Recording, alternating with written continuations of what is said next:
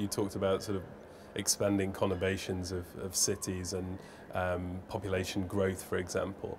I mean, how are these issues impacting on people in Kenya, where you're working? Yes, in the next 20 years, there's going to be 3 billion more people in our cities. I mean, we need land to accommodate these 3 billion people.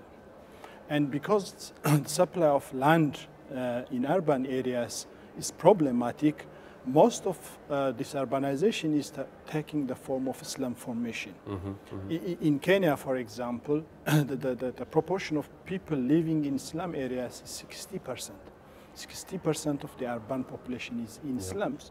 And the main reason why these people are living in slums, in subhuman conditions, is because of access to land.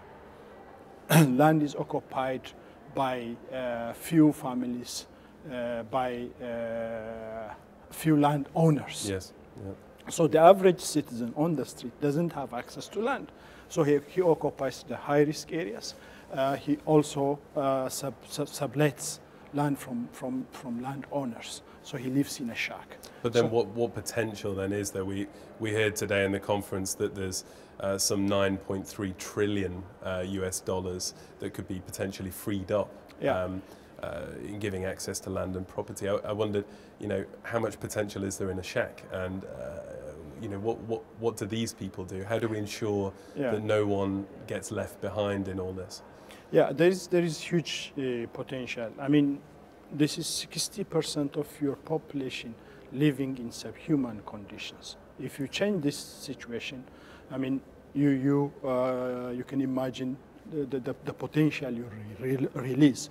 In the next 20 years, we said 3 billion people would live in slums. Yes. If we reverse this situation, you bring 3 billion people into the formal economy, into the formal process.